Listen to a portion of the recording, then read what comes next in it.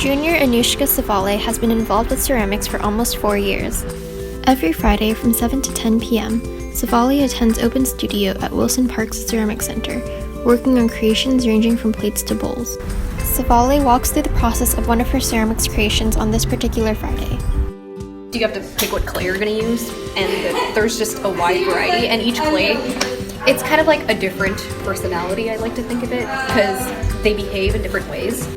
First, cut a piece of clay out, and then you weigh it, and usually like in the beginning you start off with a pound or a pound and a half, and then you can slowly get bigger and bigger. So I cut out 4 pounds. And then you need a bat, which is what you put on top of the wheel. You also need a bucket of water, and then a sponge, of course, to just drench water over your piece repeatedly so it doesn't dry out. First, you usually, like, the basic thing is starting out by centering. So you have to center your piece, which is basically just pushing your piece into the center of the wheel. And then once you've got it centered, which is very difficult to do, especially like when you're a beginner, it can take years to just get that down. You have to like pull it. So you take the clay from the bottom and you have to pull it to the top so it gets taller and taller.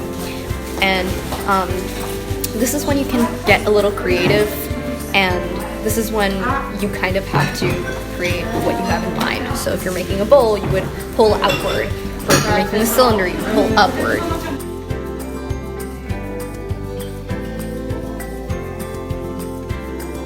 You take your thumbs and you kind of open it up, and depending on what you're making, it really like depends on how much you're going to open it up. Like if you're going to make a bowl, you open it up a little bit more than you would for a cup. The cool thing about clay is that it's just dirt, so if you mess up, it's okay. And if you do mess up, there are ways to like fix it and make something that you may have not planned to make. So it was intended as a bowl, but as I said before, you can mess up and make something better.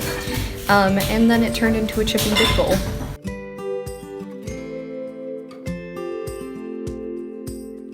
And then you cut it off the board, so you can take it off and then trim it later.